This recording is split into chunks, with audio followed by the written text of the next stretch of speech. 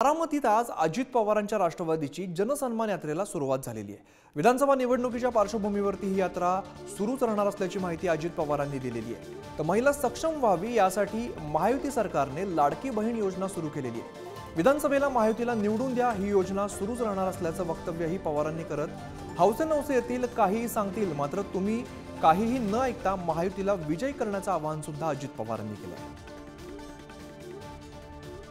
महाराष्ट्राला सांगू इच्छितो की या योजनेच्या करता आमचा अंदाज आहे चांद्यापासून बांद्यापर्यंत 2.5 कोटी महिलांना दर महिन्याला 1,500 रुपये मिळणार।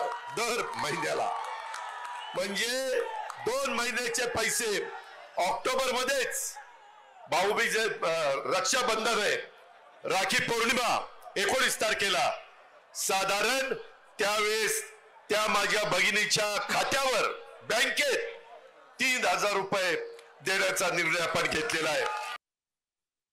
महाराष्ट्रातल्या जनतेला एक विचार करावा लागणार आहे की पुढे येणाऱ्या विधानसभेमध्ये देखील महायुतीला आपल्याला निवडून द्यायचं आहे तर आपली योजना पुढे कायमची चालणार आहे, तर आपल्याला कायमचे पैसे मिळणार आहेत।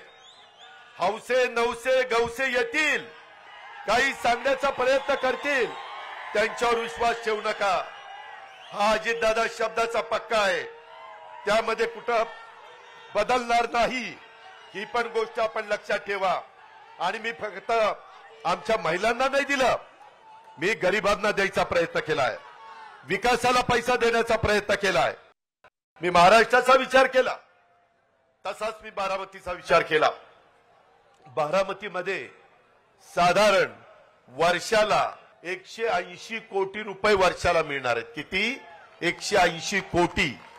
आणि कमी जास्त तालुके आहेत, काही तालुके लहान आहेत, तिथे 150 कोटी मिळतील वर्षाला।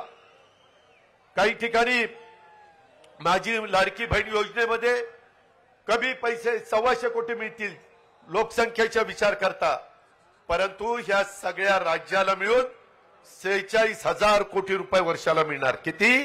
46,000 कोटी।